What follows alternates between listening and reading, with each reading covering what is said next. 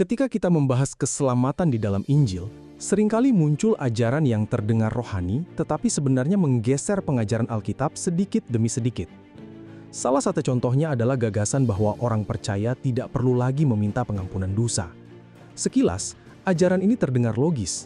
Jika seseorang percaya bahwa ia sudah tidak berdosa lagi, maka langkah berikutnya tampak sederhana. Tidak ada lagi dosa yang perlu diakui. Dari sinilah muncul ajaran kedua yang sering mengikuti pengajaran orang percaya sudah tidak berdosa. Jika kita sudah sepenuhnya bersih, maka doa pengakuan dosa dianggap tidak perlu lagi. Bahkan ada yang mengatakan bahwa doa pengakuan dosa hanyalah untuk orang yang belum memahami keselamatan secara penuh.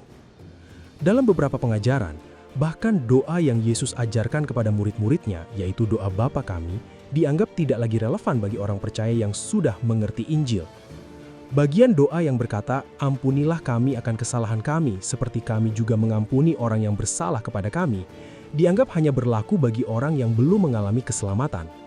Tetapi ketika kita kembali kepada Alkitab, kita menemukan bahwa pandangan seperti ini justru bertentangan dengan pengajaran Yesus sendiri.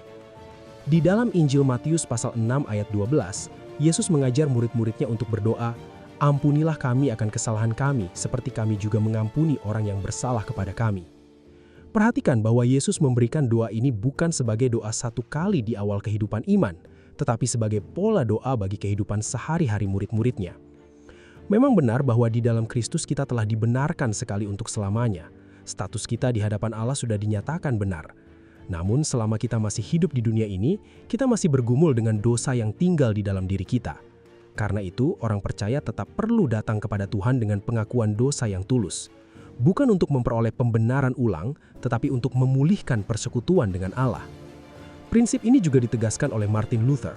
Dalam tesis pertamanya dari 95 tesis, ia menulis bahwa seluruh hidup orang percaya adalah pertobatan. Maksudnya bukan bahwa kita terus-menerus diselamatkan kembali, tetapi bahwa kehidupan Kristen adalah kehidupan yang terus-menerus kembali kepada Tuhan dengan hati yang bertobat. Pertobatan bukan hanya pengalaman di awal kehidupan iman, melainkan sikap hati yang berlangsung setiap hari. Karena itu, ketika seseorang mulai mengatakan bahwa ia tidak perlu lagi mengaku dosa, biasanya masalahnya bukan karena ia sudah mencapai kesucian yang sempurna. Sebaliknya, seringkali itu menjadi tanda bahwa hati mulai kehilangan kepekaan terhadap dosa. Ketika pengakuan dosa hilang dari kehidupan doa, yang memudar sebenarnya bukan dosa itu sendiri, tetapi kerendahan hati di hadapan Allah. Dan disitulah bahaya rohani yang sebenarnya mulai muncul.